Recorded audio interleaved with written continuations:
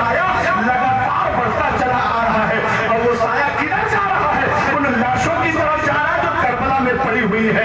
حضرت زینب کہنے لگی میرا دل زور زور سے دھڑکنے لگا، مجھے بڑا افسوس اور بڑا ٹینشن ہونے لگا کہ کہیں ایسا تو نہیں ہے یزیدی رات کے سناٹے میں آ کر ان لاشوں کو خرد خرد کرنا چاہتے ہیں، لاشوں کو تکلیف پہنچانا چاہتے ہیں۔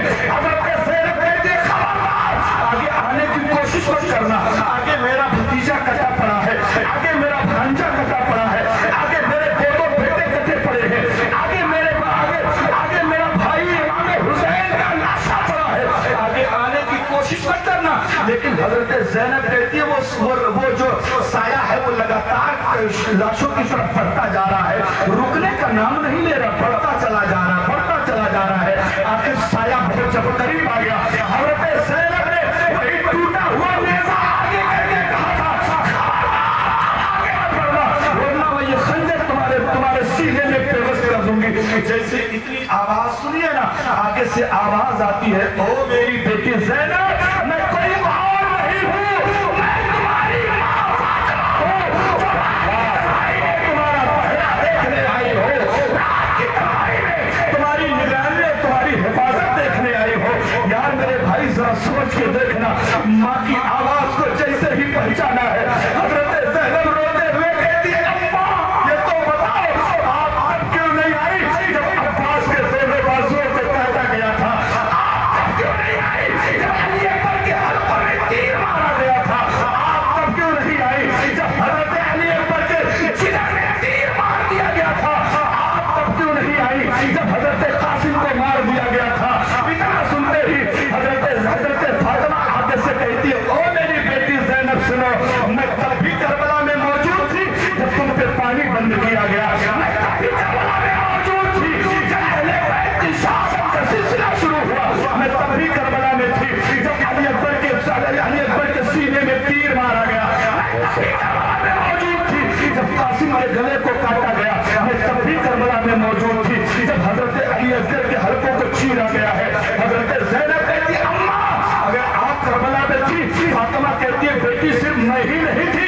کربلا میں تمہارے بابا علی بھی تھے، تمہارے نانا علی بھی تھے، تمہارا بھائی حسن بھی تھا، ہم سب لوگوں نے تمہاری شہادتوں کو اپنی نظروں سے دیکھا ہے۔ حضرت زینب کہتی ہے اماں آپ لوگوں نے ہمیں بچایا کیوں نہیں، آپ نے ہماری مدد کیوں نہیں کری۔ حضرت فاطمہ کہتی ہے بیٹی زینب ہم نے حسین کو جان بچانے کے لیے نہیں، نبی کا لایا بچانے کے لیے پالا تھا، حسین کو مصطفیٰ کا دین بچانے کے لیے۔ نعرے تکبیر، نعرے رسالت، نعرے حیدری، نعرے حیدری، یا حسین یا حسین، مفتی شبیر حسن صاحب قبلہ، نعرے تکبیر، نعرے رسالت۔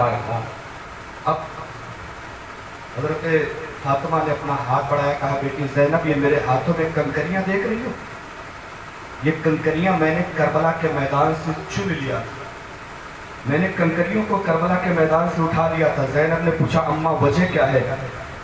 حضرت فاطمہ کہتی اس لیے تاکہ میرے بیٹے گھوڑے سے جب نیچے گریں ان کو یہ کنکریاں چبھ نہ جائیں، تکلیف نہ پہنچائے، اس لیے میں نے کربلا کے میدان سے کنکریاں اٹھا لیا۔ یار میرے بھائی کربلا تو سمجھو ذرا، کربلا کو جتنا آسان، ہم نے کربلا کو فیسٹیول بنا لیا، ہم نے کربلا کو تیوہار سمجھ لیا۔ یہ کربلا تیوہار کا نام نہیں ہے، کربلا کسی فیسٹیول اتسو کا نام نہیں ہے، کربلا نام ہے امام پاک کی قربانیوں کو سچے دل سے یاد کرنے کا، کربلا نام ہے ان کے بتائے ہوئے اصول پہ چلنے کا، کربلا نام ہے ان کے بتائے ہوئے فرامین پہ عمل کرنے کا، کربلا نام ہے امام پاک کی یادوں سے اپنے دلوں کو منور کرنے کا۔ ایمانداری سے بتائیں کتنے دن آپ لوگوں نے اپنے بچوں کو کربلا بتایا ہے، کتنے دن آپ لوگوں نے اپنے بچوں کو کربلا سکھایا ہے، کتنے دن آپ لوگوں نے یا ہم لوگوں نے اپنے بچوں کو کربلا کے شہیدوں کی داستانیں بتائی نہیں بتائی؟ بیٹا آنکھ کھولا رہا دیکھنا باپ ڈھول بجا رہا ہے، بیٹا آنکھ کھولا باپ ماتم کر رہا ہے۔ یار جب بیٹا باپ کو یہ کرتے دیکھ رہا ہے کہ ایمانداری سے بتانا کیا بڑا ہو کے وہ یہ کام نہیں کرے گا، ضرور کرے گا۔ اس لیے یاد رکھو یہ زندگی بڑی تھوڑی ہے، 50 سال 60 سال بڑی زندگی مل گئی تو 70-80 سال پھر وہی نیپال گنج کا قبرستان ہوگا۔ ہمارے آپ جیسے نہ جانے کتنے ترم کھا انہیں قبروں میں उनकी हड्डियां तक आज लोगों ने भुला दी है, उनका नामो निशान लोगों ने मिटा दिया है। क्या लगता है हमें कोई नहीं मिटाएगा? आज याद करिए सन 2024 चल रहा है, जब यही 100 साल के बाद 2124 आएगा, एक सदी के बाद यहाँ बैठने वाले जितने लोग हैं इनमें से शायद कोई तब तक जिंदा नहीं रहेगा। आने वाले ठीक 100 साल के बाद 2024 से 2124 ले लीजिए, ना आप रहेंगे इस दुनिया में, ना हम रहेंगे इस दुनिया में, और शायद यहाँ बैठने वाला कोई इस दुनिया में नहीं रहेगा। जो चीजें आज हमने करी है ना, जो प्रॉपर्टी बेईमानी शैतानी अय्यारी मक्कारी करके बनाई है, उस हमारी प्रॉपर्टी पे गैरों का कब्जा होगा, और ऐसे लोगों का कब्जा जिनको हम जानते तक नहीं। ईमानदारी से बताना, कौन जानता है आपका परपोता कैसा होगा? जानते हैं आप? नहीं जानते। परपोता लकड़पोता हमारी जायदादों पे कब्जा होगा। और अगर आपको यकीन ना हो तो आप इतने लोग बैठे, ईमानदारी से बताना, अपने अब्बा के परदादा को कितने लोग जानते हैं? जब हम नहीं जानते तो हमें कौन जानेगा? कौन जानेगा? इसलिए दुनिया में रहे तो ऐसा काम कर जाए ना कि कोई जाने ना जाने, अल्लाह अपने बंदों को जरूर लोगों तक पहुंचा देता है। अल्लाह अपने बंदों की पहुंच लोगों तक बनवा देता है। आइए थोड़ा सा और आगे बढ़े, करबला सुनिए। अब करबला को हुए कितने साल हो गए मालूम है? सन 61 हिजरी में करबला हुआ। आज चल रही है 1446, यानी 1385 साल हो गए। 1385 साल के बाद आज अगर हम नेपालगंज में इमाम हुसैन और उनके पूरे खानदान का तज़किरा कर रहे हैं तो सिर्फ इसलिए कि उन्होंने इस्लाम की खातिर सब कुछ किया है, अल्लाह ने उनको उनकी मोहब्बत हमारे दिलों में पहुंचा दी है। आइए और आगे बढ़िए। 11 मुहर्रम आगे, रात जैसे तैसे बीत गई, 11 मुहर्रम आई। अब इन कूफियों ने क्या किया, यजीदियों ने क्या किया? उन सारे 72 सरों को नेज़े पे, उसी भाले पे लगा दिया और लेके चले कहाँ? कूफा की तरफ। कूफा की तरफ पहुंचे। जब कूफा शहर में पहुंचे इस सरों को लेकर, तो सारा कूफा बाहर निकल आया। उन अहले बैत के साथ जो सुलूक हुआ है उसको देखने के लिए जब कूफा के लोग बाहर निकले ना, तो लोगों की नजरें उन अहले बैत की खवातीन पे पड़ने लगी, लोगों की नजरें उन मुकद्दस औरतों पे पड़ने लगी। इतना जब देखा हज़रत ज़ैनब ने कि लोगों की नजरें सरों को देख रही है, और सरों के साथ साथ ये लोगों की नजरें हमारे चेहरों पे पड़ रही है, उसी जानवर पे खड़ी हो गई, उसी सवारी पे खड़ी हो गई और पीछे की औरतों को मुखातब करके कहा था, ओ इस्लाम की शहजादियों, अपने बालों को पीछे से लाके अपने चेहरे पे डालो, ताकि इन जालिमों से हमारे चेहरे का पर्दा हो जाए, ताकि इन जालिमों से हमारे चेहरे की हिफाजत हो जाए। सुभान अल्लाह, सुभान अल्लाह। वहां तो ये किया था अहले बैत के लोगों ने, आज हम इतने बड़े बेगैरत है ना कि हमारी बहन बेटियां पूरा मेकअप करके जाती है करबला, पूरा मेकअप करके जाती है, और तुम हटो तो हट जाओ, वो तुम्हें धक्का मार के चली जाएंगी, वो इतनी जरी होती है, वो हटने का नाम नहीं लेती। नवी 10वीं की रात में, 7वीं 8वीं की रात में पूरे नेपालगंज की गलियों में हमारी आपकी बहन बेटियां दौड़ती हैं, हमारे आपके घरों की वो खातून चलती है जो जिसपे हम नाज करते हैं। अगर कोई गैर मर्द हमारी बेटी की तरफ नजर उठा के देखे तो हम उसकी आंख निकालने को तैयार हैं, लेकिन उसी बेटी को हमने पूरा मेकअप करा के गलियों में घुमाया, हमें फर्क तक नहीं पड़ा, हमें जरा बराबर गैरत नहीं आई। जिन करबला वालों ने इतनी मजबूरी में पीछे सर से दुपट्टा खींच लिया गया, इस परेशानी में भी पर्दा बरकरार रखने के लिए अपने बालों को अपने चेहरे पे डाल लिया, आज हम उनके मानने वालों के घरों के पर्दे का यह हाल है। क्या जवाब देंगे हम इमाम हजरत ज़ैनब को, क्या जवाब देंगे हम हजरत फातिमा को? इसलिए ओ मेरे भाइयों, करबला सुनो, लेकिन करबला सुनने के साथ साथ करबला का असर भी हमारे घरों में दिखना चाहिए, करबला का मिशन भी हमारे घरों में दिखना चाहिए। क्या करना था इमाम हुसैन को? सिर्फ एक छोटा सा काम। यजीद ने कहा था हाथ दे दो, दे देते, झंझट खत्म। लेकिन पता है आने वाली दुनिया उनको क्या कहती? हुसैन जुल्म के खिलाफ, जालिम के खिलाफ उम्मत को डुबाने में हुसैन ने साथ दिया था। क्या जवाब होता? इसलिए और मेरे भाइयों, आओ थोड़ी सी एक दो बातें और बता के मैं अपनी गुफ्तगू खत्म करूं। अब वहां से ये काफिला कूफा से चला है कहाँ? दिमश्क, मुल्क शाम की तरफ। मुल्क शाम जब काफिला चला ना, रास्ते में बहुत कुछ हुआ, उसको नजरअंदाज करते हुए मैं आपको जब काफिला मुल्क शाम में एंट्री करने वाला हुआ, जब अंदर दाखिले का टाइम आया, शहर में दाखिल होने का टाइम आया, तो पूरे शहर को यजीदियों ने सजाने का हुक्म दे दिया। आज कुछ बदतमीज टाइप के लोग हैं जिनकी खसलत में, जिनकी फितरत गंदी है, आज वो यजीद की हिमायत करते हैं, यजीद को अमीरुल मोमिनीन कहते हैं, यजीद की हमदर्दी दिखाते हैं। यार अगर हमदर्दी दिखाओ तो आओ हमारे साथ एक दुआ मांगते हैं, दुआ करते हैं, परवरदिगार जो हुसैनी है उनका हश्र हुसैनियों के साथ कर दे, जो यजीदी है मौला उनका हश्र यजीदियों के साथ। अगर हो दम तो बोलो आमीन, अगर यजीद की हिमायत करते हो। और रखो अपने बेटों का नाम यजीद, रखो अपने घर वालों का नाम यजीद। क्यों नहीं रखते हो यार? हम तो गारंटी के साथ कहते हैं, ये इतना बड़ा नेपालगंज है, हजारों की आबादी है, कि हम 50 साल 70 साल 80 साल के लोग बैठे हैं, लेकिन अल्लाह की कसम खा के कहता हूँ किसी ने अपने कुत्ते का भी नाम यजीद नहीं रखा होगा, बच्चे का तो बड़ी दूर की बात है। सही है, समझे? लेकिन आओ जरा तवज्जो करना थोड़ा सा। ये काफिला चला, यजीद ने पूरे शहर को सजा दिया, और सजाने के बाद शहर में 3 दिन की छुट्टी का ऐलान कर दिया, खुशियां मनाओ। कौन कहता है कि करबला में ढोल नहीं बजाता? बजाता। कौन कहता है करबला में खुशी नहीं मनाई गई? मनाई गई थी। गारंटी के साथ मैं कहता हूँ, मेरे उलमा गवाही है कि ढोल बजाता करबला में, लेकिन बजाया किसने था वो पता करना है आपको। ढोल बजाया किसने था ये मालूम करना है हमको। ईमानदारी से बताना, हुसैनियों में बचा कौन था? मैं तुम्हारा दुश्मन नहीं हूँ, मैं गारंटी के साथ कैमरे के सामने बैठ के कह रहा हूँ, अगर ढोल बजाना जायज होता तो क्या लगता है कि हम 2-4-5 हजार का ढोल नहीं खरीद सकते थे मौलाना लोग? हमारे पास का इतना पैसा नहीं है कि हम लोग खरीद लेते, खरीद सकते। आपको हम वुजू का तरीका बताते हैं, गुस्ल का तरीका बताते हैं, नमाज़े जनाजा का तरीका, ईद बकरीद का तरीका बताते हैं, तो आपका हाथ पकड़ के हम ढोल बजाने का तरीका भी आपको बताते हैं कि ढोल ऐसे नहीं ऐसे बजाया जाता। लेकिन आपने देखा किसी आलिम को ढोल बजाते हुए? और जो आलिम बजा रहा है या जो उनकी हिमायत कर रहा है, मैं गारंटी के साथ कहता हूँ वो दीन का रहबर तो कतई हो ही नहीं सकता, हो ही नहीं सकता।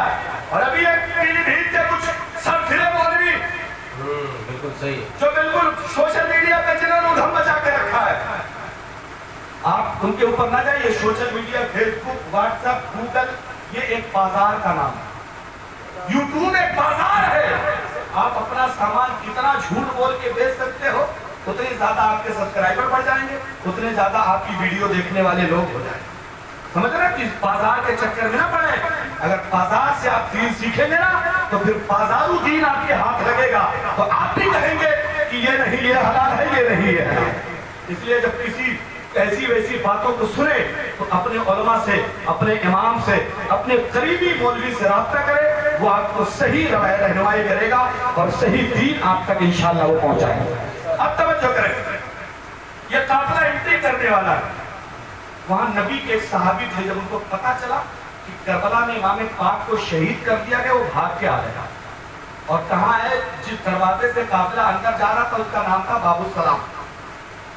वहीं आके खड़े हो गए, और खड़े होके इमाम हुसैन के सर को जब देखा ना तो रोने लगे। और रोए क्यों ना यार?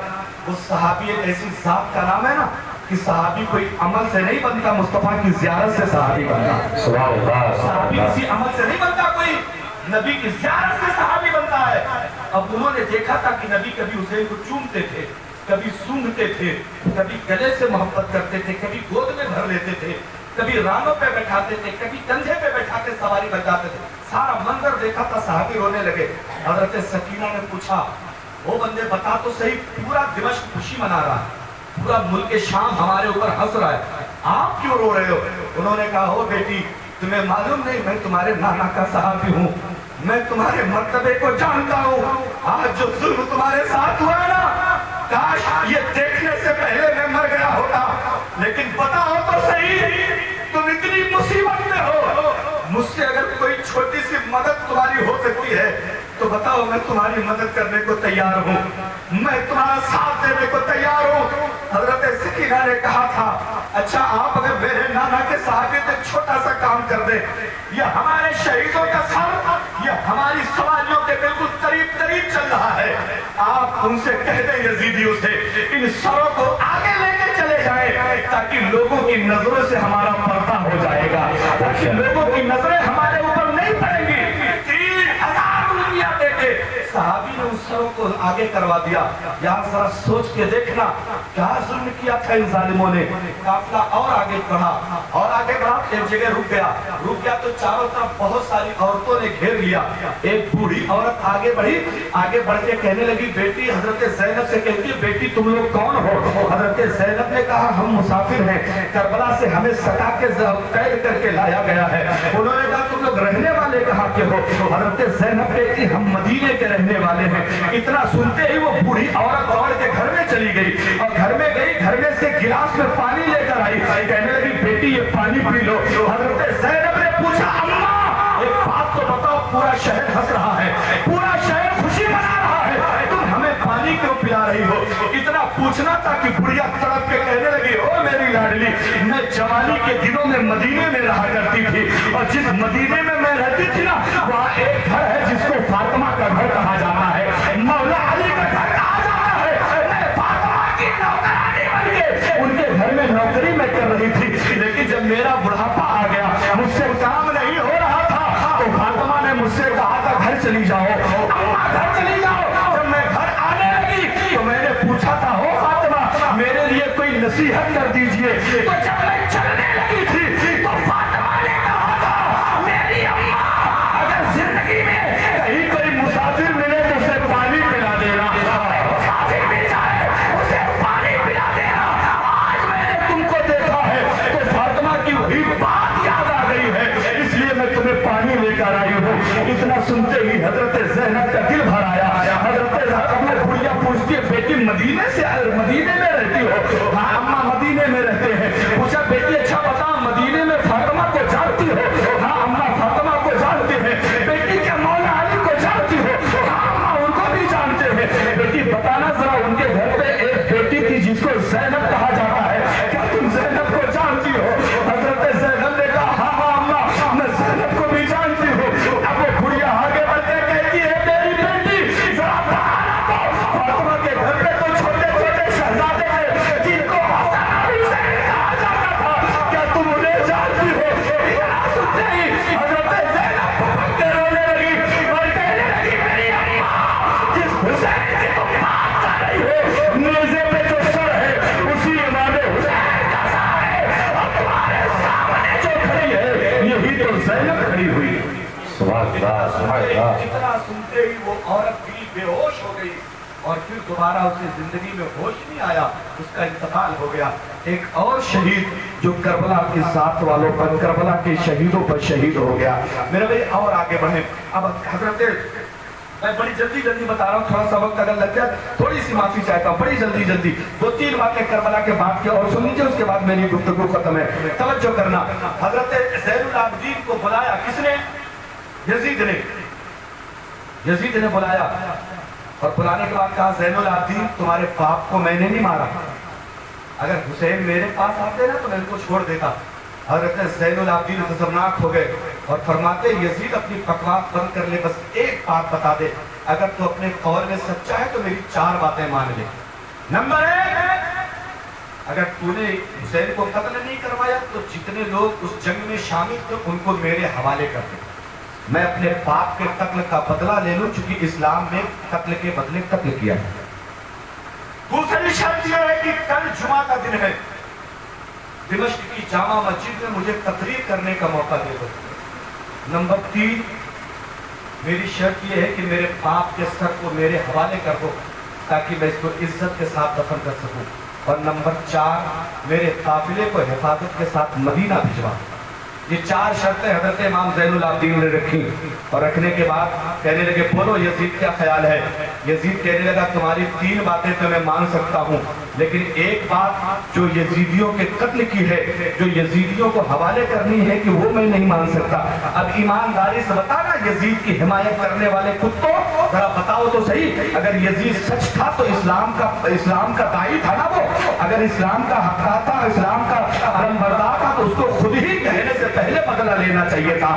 عام انسان کا ہاتھ کاٹ دیا جائے تو بدلے میں آپ کا ہاتھ کاٹا جائے گا. وہ تو مصطفیٰ کے خاندان کے لوگ تھے, وہ تو نبی کے خانوادے کے لوگ تھے, ان کا بدلہ تو لینا بالکل فرض کے برابر تھا, لیکن یزید نے انکار کر دیا. اب سنیں ذرا, اب کل جمعہ کا دن آیا, حضرت زین العابدین منبر پہ چڑھ گئے, تقریر کر رہے ہیں اہل بیت کی فضیلت کو قرآن و حدیث کی روشنی میں, اور کربلا میں ہونے والے ظلم و ستم کو حضرت زین العابدین نے جب وہاں منبر پہ بتایا ہے, پورے دمشق کی مسجد میں ہنگامہ برپا ہو گیا ہے. قریب یہ تھا کہ لوگ یزید کا تختہ پلٹ دیتے. یزید نے خطرے کو سمجھ لیا, فوراً مؤذن سے کہا اذان پڑھو, اگر تھوڑی دیر تقریر اور ہو گئی تو ہماری حکومت خطرے میں پڑ جائے گی. مؤذن چلا گیا اذان پڑھنے. جیسے ہی مؤذن نے اذان شروع کری, حضرت زین العابدین منبر سے اتر کے نیچے بیٹھ گئے. مؤذن نے کہا اللہ اکبر, اللہ اکبر. زین العابدین کہتے ہیں بے شک میرا رب سب سے بڑا ہے. اگر مؤذن کہتا ہے اشہد ان لا الہ الا اللہ, حضرت زین العابدین کہتے ہیں میں بھی گواہی دیتا ہوں اللہ کے علاوہ کوئی عبادت کے لائق نہیں ہے. اب مؤذن آگے بڑھتا ہے, کہتا اشہد ان محمد رسول اللہ. جیسے ہی مؤذن نے کہا ہے اشہد ان محمد رسول اللہ, زین العابدین کھڑے ہو گئے, یزید کی طرف اشارہ کر کے کہہ رہے یزید اذان کھول کے سن لے, اذان میں جو نام لیا جا رہا ہے وہ تیرے نانا نہیں میرے نانا کا لیا جا رہا ہے. اذان میں جو تذکرہ ہو رہا ہے وہ تیرے گھر والوں کا نہیں میرے گھر والوں کا ہو رہا ہے. کان کھول کے سن لے, پورے حسین کو تو شہید کروا دیا ہے, لیکن ایک بات نوٹ کر لے, جب تک دنیا میں اذان باقی ہے تب تک مصطفیٰ کا خاندان باقی رہے گا, میرے نبی کا نام و نشان باقی